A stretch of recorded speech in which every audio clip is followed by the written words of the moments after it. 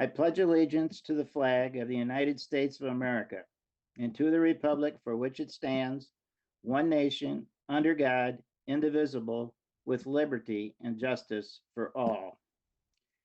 And now I'll take a quick attendance of board members to make sure everybody can hear. Terry.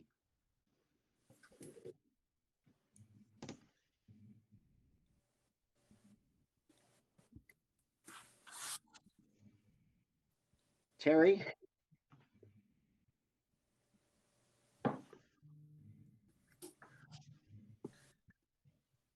Terry?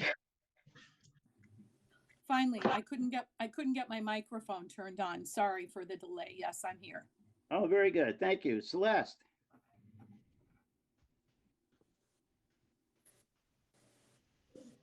Rusty? Yeah, I'm here, Randy. Bo? I'm here, Randy. Joanne? Here, Randy. Kurt?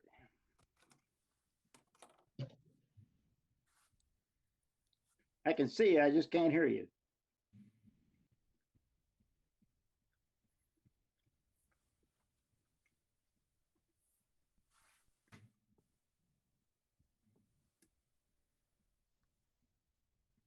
Kurt, are you with us?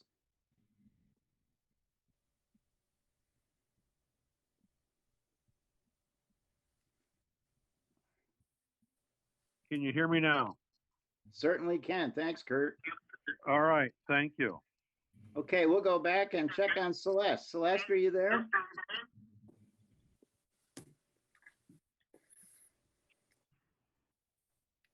Celeste, are you there? Okay, very good. We'll begin by approving our agenda for this evening. We're going to remove one item. That's discussion item number 3 to approve the food service management contract. Are there any other changes to the agenda? Nothing for me, Randy. Can we have a motion then to approve the agenda?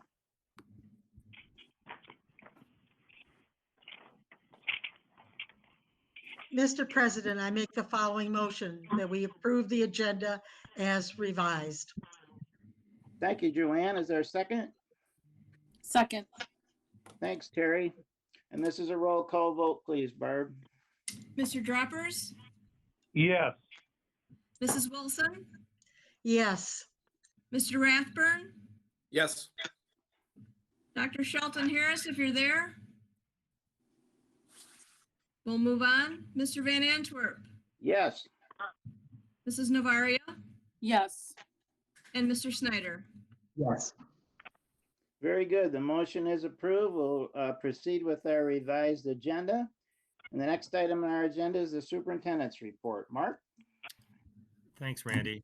As normally this time of the year, we recognize our Special Education PAC Awards, and we'll get started with that first thing. So I'd like to introduce Janine Matson-Gearhart, who will do those honors for us. Janine? All right. Thank you, Superintendent Beeling, and hello to board trustees on virtual land. It is my pleasure, as always, to introduce you to our 2020 Special Education Award winners. We had 2 nominations, and both were selected as winners. First up, we have Kelly Bors, who is a transportation provider. And I would like to recognize Kelly by telling you a little bit about Kelly's role in the district. She does drive a bus, and she manages children in education who can be quite a challenge. Kelly can handle any situation very well. She knows how to diffuse a situation without adding conflict or stress to a child. She is a champion advocate for all students with special needs. She certainly has a special place in her heart for our children. Kelly protects them and keeps them safe. She makes each ride fun and enjoyable. And Kelly has also been part of the family with the students that she transports. So certainly we appreciate Kelly when we know our students. She's the first person that the students see in the morning and the last person from our district that they see in the evenings. So we are very lucky to honor Kelly. The next person that I'd like to introduce you to is Miss Julie Kwasnick, who is a special education teacher over at 12th Street. Julie's been with the district. She started my first year as well, so we're 5-year veterans together of Portage Public Schools. A parent wrote that her 3rd grade son had been to multiple schools with many different teachers and didn't seem to connect with the teachers that he had. When he came to Julie a few months ago, he was spending his entire day away from his general education peers with one-on-one support in a special education classroom. In a few short weeks, Julie has helped my student to acclimate to the classroom setting, and I am astounded to report he is spending the majority of his time in the classroom now with his peers. My son was struggling, unhappy, and begging not to go to school. He needed help, and it was so challenging for people to connect with him. Ms. Kwasniak found a way. As a result of her hard work and communication with me, we have had success at the home, and we consider that Julie has saved his life educationally. So again, with my pleasure to talk about Julie Kwasnick. I am very sorry that they're not virtually with us this year, but we will return next year, certainly with all of our family and our nominees to celebrate. Thank you. I know. Thank you, Janine, and please pass on our congratulations and thanks to Kelly and Julie, and we hope someday we can get to meet them. Thank you. Thanks, Janine. The only other thing I would add is part of the superintendent's report. You may have heard last week the governor's latest executive order allows for the resumption of construction. So we're still we're working with our CM and our architect to take a closer look at what that means for us, what protocols have to be put in place, and we'll have more information on that as that situation unfolds. But you can expect to see some additional some work beginning at our sites, hopefully on the 7th. So we'll have more on that as the week progresses. So that's all I have, Randy, for the superintendent's report section. Well, that's good news. Thank you. We'll move to our comments and communications section. Are there any citizens that wish to address the board this evening? Hi, this is Michelle Karpinski from Community Relations. We do have 2 comments tonight. The first one comes from Judy Santak, 7537 Autumn Street. She says, "Good evening, Superintendent and Board Trustees. It was good to see all of you are doing well. Thank you for sharing the survey results of the survey. The information and slides were very helpful. I agree with the trustees that now is not the right time to put this bond on the August ballot. By waiting, you'll have more time to address some of the questions from the survey and to educate the shareholders. Timing is everything. Thanks, Judy." And we have a second comment. This is from Tracy Spikes Perg, 7983 Deer Path Road. She says, "Hello, my name is Spikes Perg and I'm a parent of 2 children attending Portage Public Schools. It came to our attention last week that a teacher at Portage Central distributed a lesson on slavery that was extremely problematic. This lesson is beyond offensive. The lesson asked children to take the mindset of slaveholders, calculate the value of slaves in today's dollars, and consider how slaveholders felt at the prospect of losing this capital. This is a textbook example of quote unquote lost cause apologetics, a type of propaganda used for more than 100 years by Klansmen, Confederate sympathizers, and other white supremacist groups to rewrite history. How is this possible? Either we have a teacher so profoundly ignorant of American history that they are incapable of recognizing clear white supremacist propaganda of the type used to justify voter intimidation, segregation, and lynching, or we have a teacher who is deliberately using this propaganda. I would like to call for an investigation and accountability. Black children run the risk of being traumatized by this kind of incompetent teaching of history. White children run the risk of being radicalized into violent white supremacist groups like the mobs of angry white people with guns currently threatening our state lawmakers in Lansing. Neither of these are desirable or acceptable. How are you going to address this? And that's the end of her comments. Thank you, Michelle. We'll move on to comments by board trustees.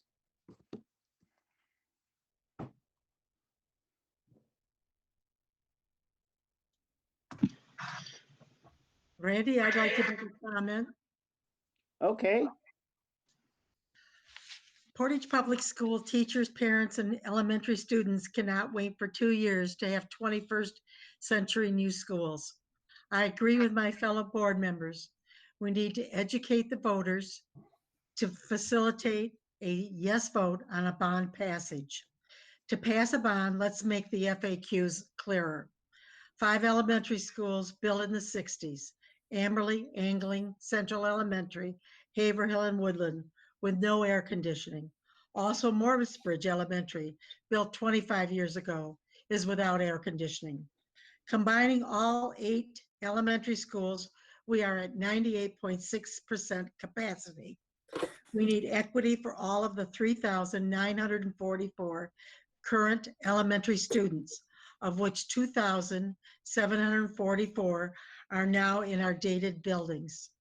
Renovation of the 5 60-year-old schools is approximately $108 million. To me, it is economically unfeasible and a waste of taxpayer dollars, given the life of these aging buildings.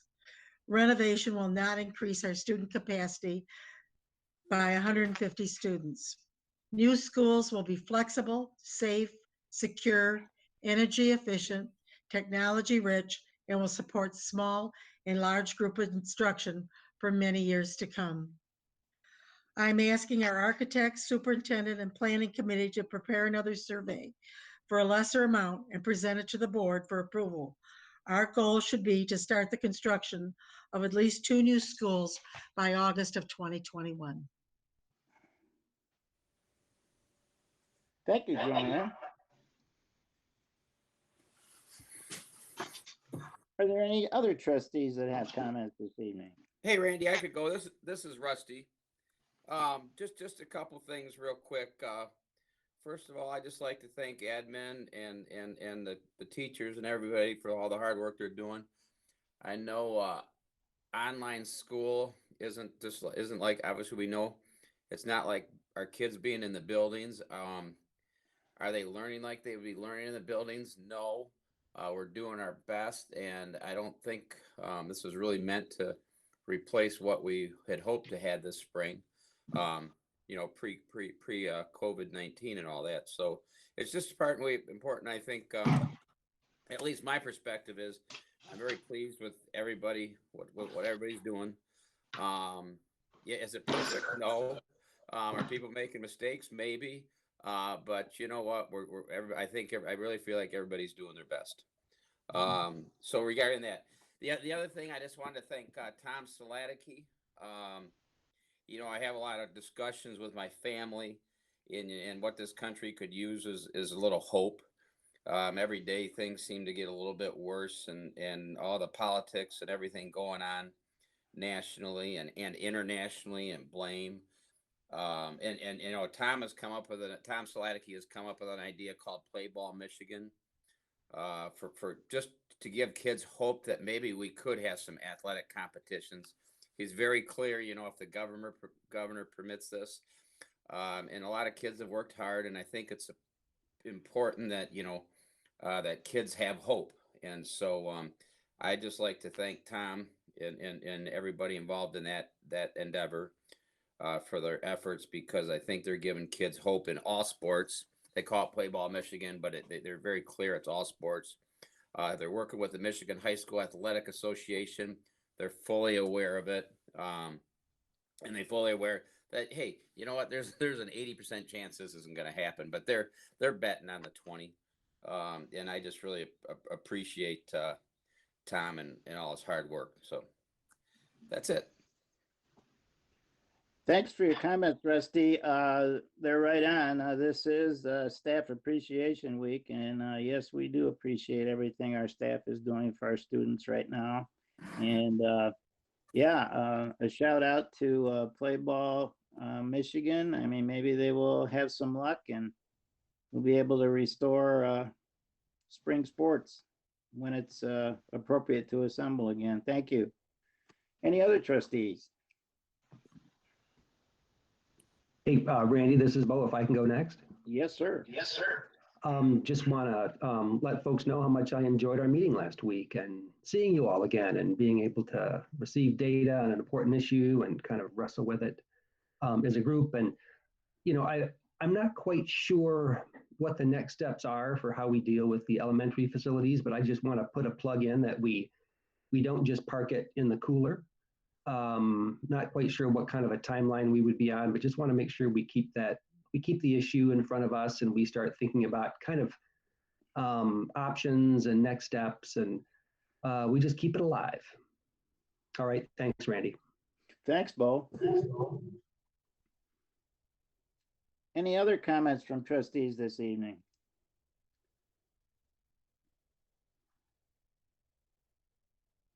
Well, as Joanne said, we did agree not to move forward at this time with the elementary schools, and Bo mentioned that we are still committed to revisit the plans and taking into consideration the input we received from the survey and adjusting our scenarios as we know more about economic and other issues facing the school district and our families, and as we get behind COVID-19. So this project is still on the front burner with us, and we'll just have to figure out our timeline going forward. Thanks, Bo.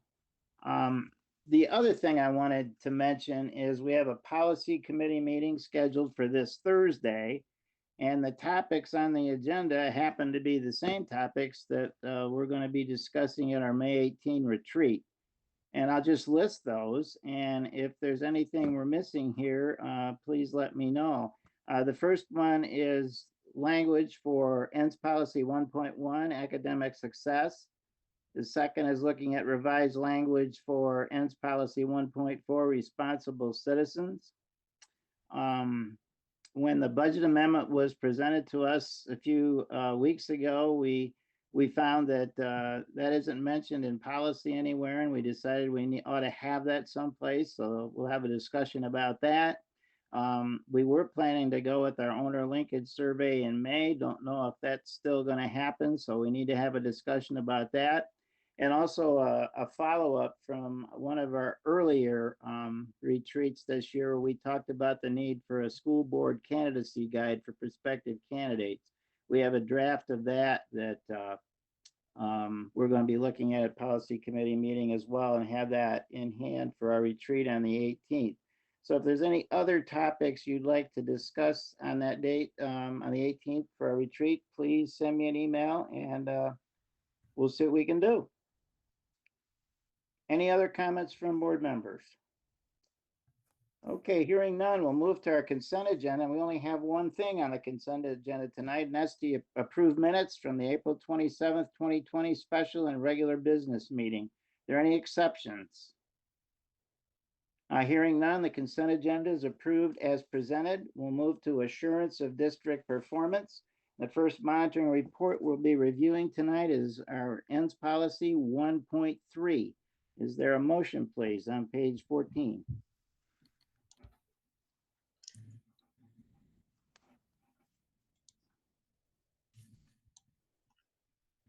Mr. President, I make the following motion that the Board of Education accept as presented the monitoring report on 1.3 ends as a reasonable interpretation and evidence of compliance with policy. Thank you, Joanne. Is there a second? Randy, I'll second that. This is Bo. Thanks, Bo. Mark. Yeah, thank you, Randy. This particular policy is again our number 3 in the 5 ENS policies that we have, that students will have the knowledge and skills necessary to succeed at post-secondary institutions and in the world of work. My interpretation of that policy remains unchanged. The report has been updated to reflect the latest data, And to walk you through some of the key issues and key points on that is Mike Huber. So I'll turn it over to Mike. Hi, good evening, Board Trustees. It's good to be here with you at a distance. So kind of wanted to look at Monitoring Report 1.3. I know we consistently report this, and you've had that since Friday evening, to take a look at the data that's in there. There were a few key points that I wanted to kind of mention. We have very consistent numbers, a lot of them showing some small improvements, and some are just regressions to the mean. So we're progressively improving in most areas.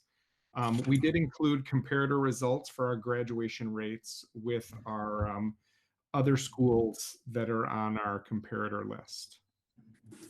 Our four-year graduation cohort, one of the pieces of data I wanted to consider with you, our graduation rate continues to be district-wide above that 96% point, with just small increases and fluctuations each year. And our four-year cohort dropout rate continues to trend lower, but again, that seems to kind of be about regression to the mean. So we're continuing to just get closer to that small decline in the trend there. Our five-year cohort reflects that same information that's in the four-year cohort trend. One other key piece I wanted to share with you is just looking at the comparator schools. We have our Portage Central and Portage Northern numbers there with the green box around them. And each of the vertical bars is a different year. So the 2018-19 cohort graduation rates are in gray. And we're landing out of all of these 13 schools here. We're landing at number 2 and number 7. So we're in pretty good places for both of our larger high schools. Taking a look at those as inset, Portage Northern looks to be a place where we might direct some attention. Just trying to understand the number. It's still not a number that gives us great concern, but our overall graduation rates for both schools still look very good. Altogether, kind of that consistency in the report, like Mark said, continues to be the same interpretation. And we just appreciate Melissa O'Keefe, who does all of our data analysis and puts these things together.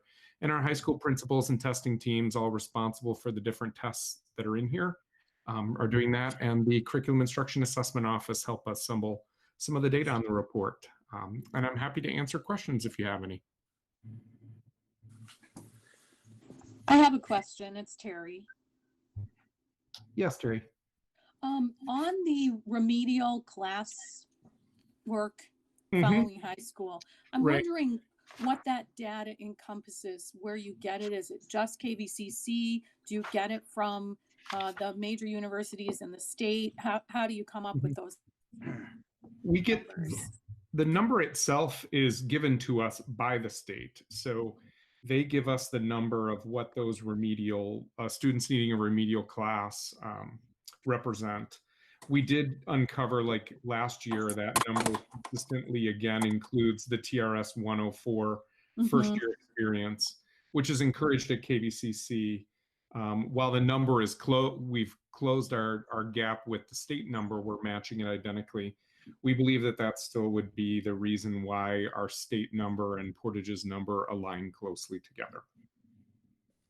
Okay, thank you. Hey, Mike, this is Rusty.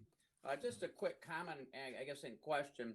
I'm looking at the percentage points. The first question I have real quick is, what is the rough graduation number for each high school?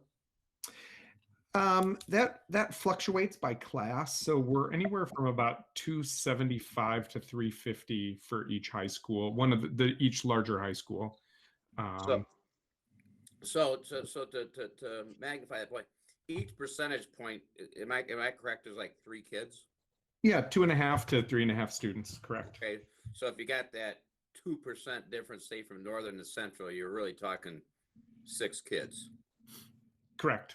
Okay, yeah, that's kind of reading, because it looks significant, but when you think about it, there could be some things happen that could sway things real big. But it's not every kid is important, but it's 6 kids. Yeah, and Melissa's helped us identify that by setting the scaling on that graph to be able to see the differentiation each year. Thank you.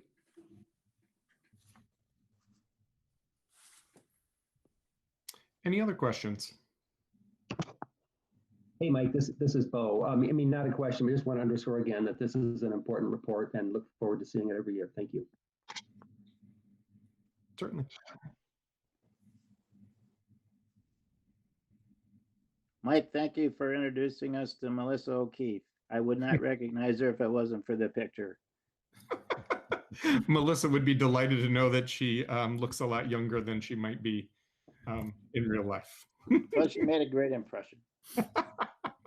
Well, thank you very much. I appreciate being able to share Monitoring Report 1.3 with you tonight. If there are no more trustee questions, let's vote to approve this report. Please, Barb. Mrs. Wilson, Yes. Mr. Rathburn, Yes. Mr. Van Antwerp, Yes. Mrs. Novaria, Yes. Mr. Snyder, Yes. Mr. Droppers.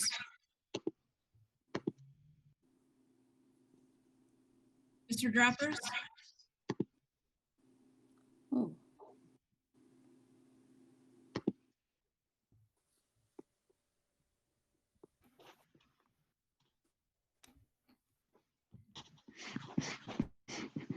did we lose Chris?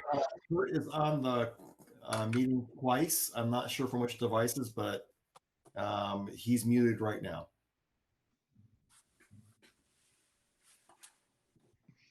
Dan, did Celeste join? I have not seen her on the call yet. No. Okay.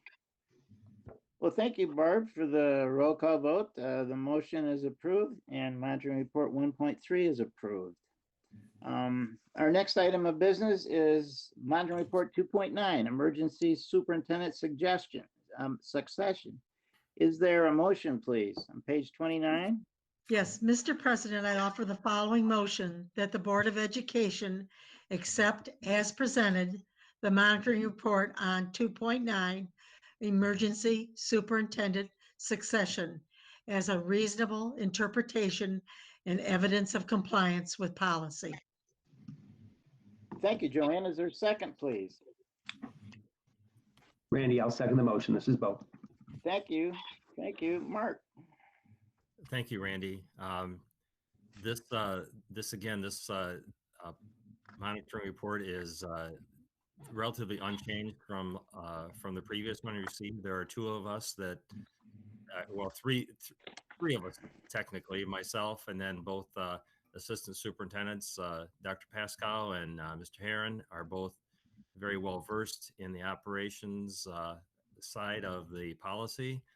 And as Mike Huber alluded to, he's intimately involved in preparing many of the monitoring reports on the ENDS policies, and with the assistance from others in the CIA office, there's also others that are quite familiar as well. So we're in pretty good hands there. And when you add Barb Atkinson's assistance, we're pretty well set should something happen where I can't make decisions.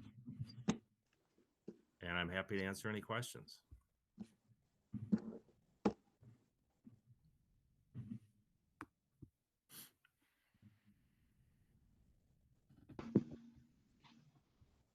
Well, Mark, it's a very thorough executive limitation monitoring report, and it's the report we hope we never have to use.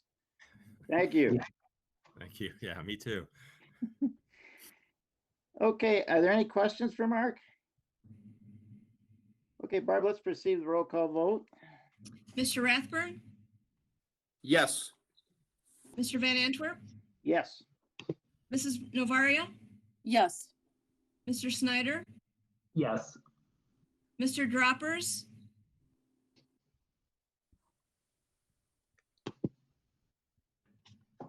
Mrs. Wilson, Yes. Mr. Droppers, are you there?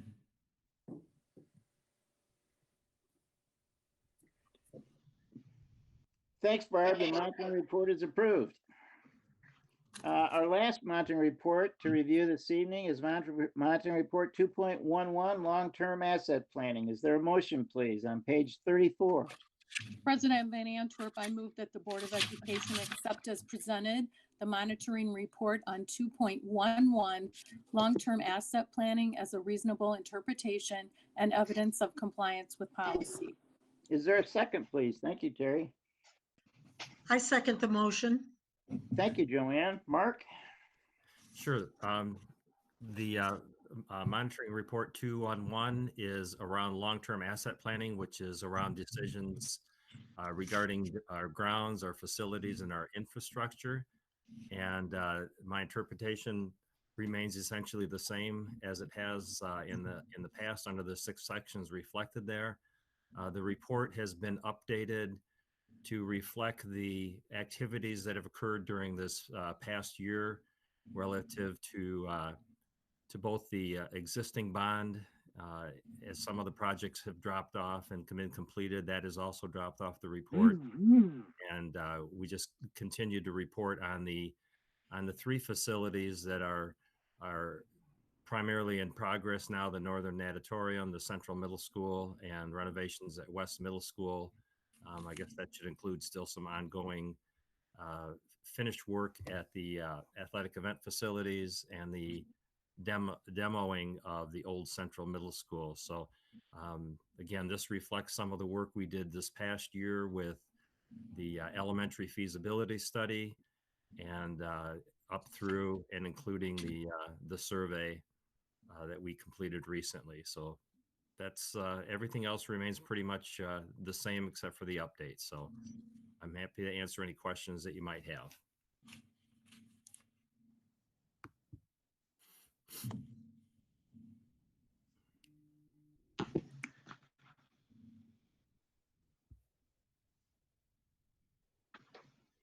Mark, I appreciated the update from all the work that was done for designing for the future, particularly that policy language in 2.11.4, where you highlighted all the demographic data that the district looked at, trends, and how that's going to impact future needs. That was great to have that there, a great reminder of all the demographic data that went into the planning for the elementary. So thank you.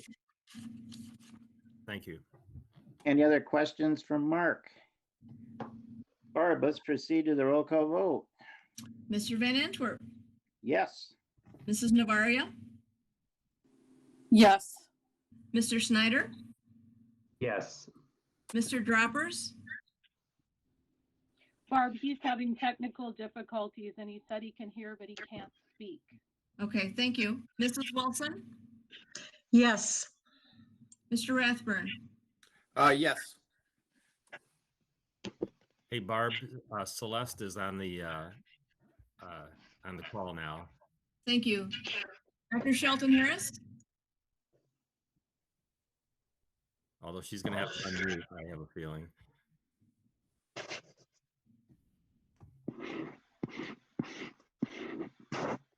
Celeste, can you unmute? And,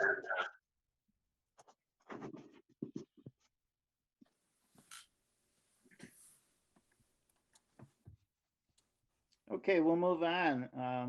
The monitoring report 2.11 long-term asset planning is approved. And we'll now move to our required action item tonight, and that's approval of the August election option resolution for the regional enhancement millage. Mark. Well, this is one of the requirements of law here, that ISDs have their general fund approved by local school districts, and there were a couple of memos there, one from Paula and the other from Kay Risa, from Scott. So it was probably as self-explanatory. I don't know the Kay Risa budget inside out. It was presented to the business officials in the county and also to the superintendents. We had our questions answered. I know Paul and on the call, so if there are any questions, maybe between the two of us, we can answer that. Mark, why don't we do that when we get to that item? the item on our agenda is the August election option resolution. I'm sorry. I was on the wrong page. Okay.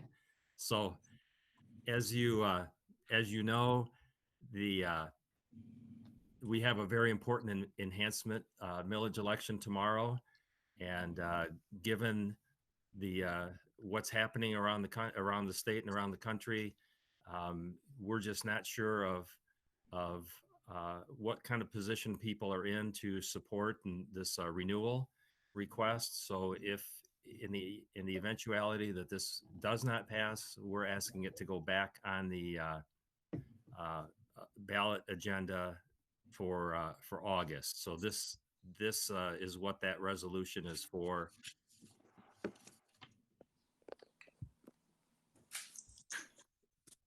And that's the all. reason it's there now is because there's very tight time frame to get it on the August ballot, and KRESA would have to take action on this between now and May 12th.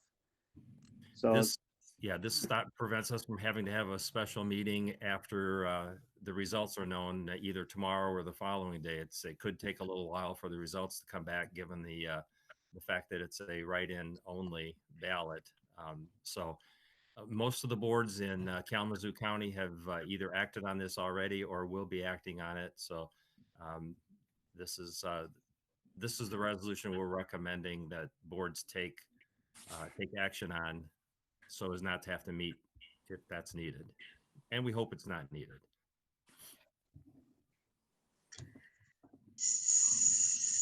Randy, Joanne, so Truan has prepared this resolution. How do we sign on and sign up and approve the signatures to go forth? well, we'll take care of that. Go ahead, Barb. Randy, if you want, I can address that. I will mail the signature sheet to Celeste. Once the board approves it, I'll fill out the solution to fill in the blanks, and Celeste will sign and return the signature pages to me, and then I'll get those off to KRESA. Thanks, Barb. Are there any other questions? Nope, it's a prudent thing to do. Yes. Okay, Barb, let's move forward with the roll call vote. Mr. Van Antwerp, Yes. Mrs. Novaria, Yes. Mr. Snyder, Yes. Mr. Droppers, Mrs. Wilson, Yes. Mr. Rathburn, Yes. Dr. Shelton Harris, Yes.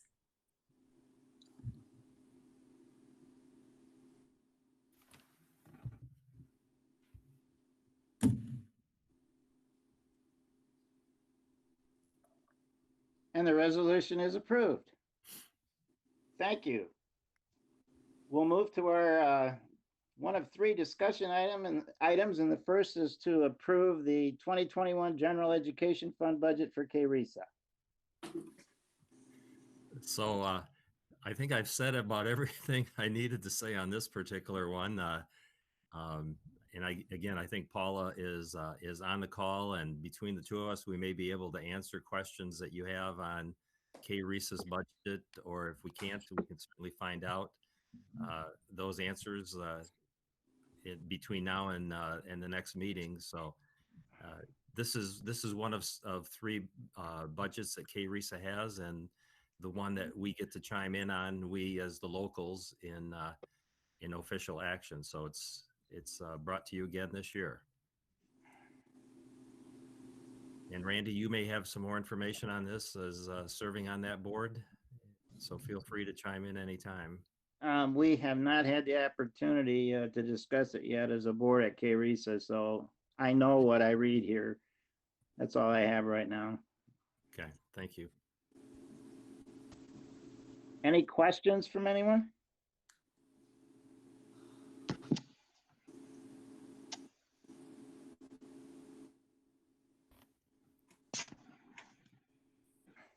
Yeah, Randy, this is Bo. I mean, it's the lack of questions isn't a lack of interest. It's just, I mean, for some reason, the ISDs are required to send their budgets to the school districts, and we are, we can approve them or not. So I choose to approve it.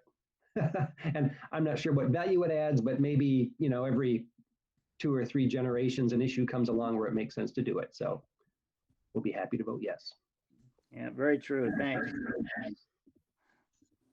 Anyone else? Okay, we'll move to our next discussion item, and that's the Macaca grant. This is a grant that you should be very familiar with. It's something that we have been participating in for several years now, and it seems to be growing in scope as more of our buildings and classrooms get involved in aesthetic education, which is the primary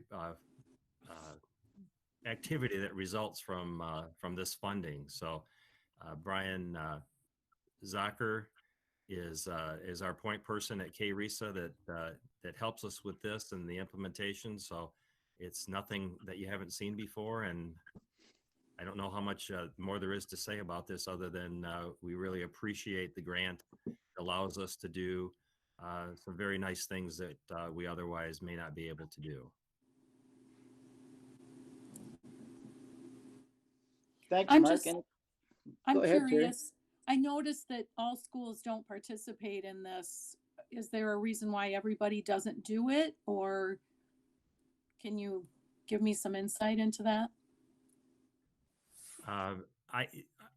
I personally don't know right now why others don't directly participate in this. I don't want to put any of my other administrators on the spot here, but if Mike or Michael has the answer to that, I'd be glad to have them chime in.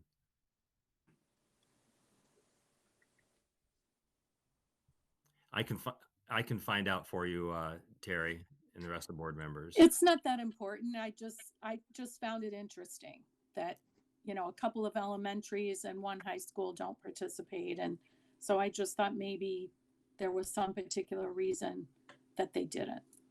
So. Yeah, they may have other programs that don't require additional funding, and that doesn't mean that they're not doing the similar things. It may be as a result of that, but I'll double check into that. Okay, thanks. Thanks, Mark. Our last discussion item this evening is to approve the 2021 school meal prices. And on that one, I will call on Paula. There she is. Good evening, trustees. This is an item that you see every year come forward to you for approval. Under the Healthy Hunger Free Kids Act, we are required annually to calculate the paid lunch equity.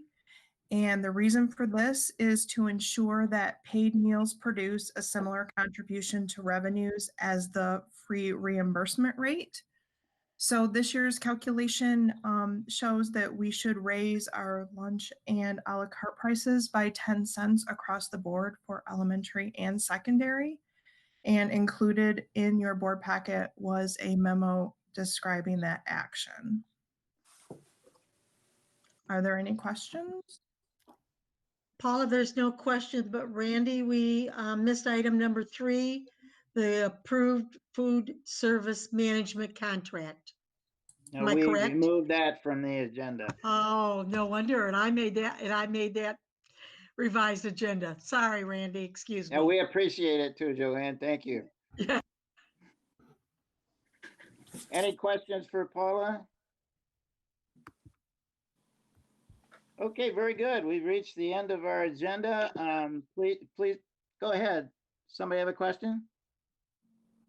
No, okay. Well, we've reached the end of our agenda. Be sure and get your meeting evaluation forms in and monitoring reports. You can email them to me, and I would appreciate it very much. And with that, we are adjourned. Thank you. Thanks, Randy. Thanks. Good night, everybody. Thank you. All right. Bye.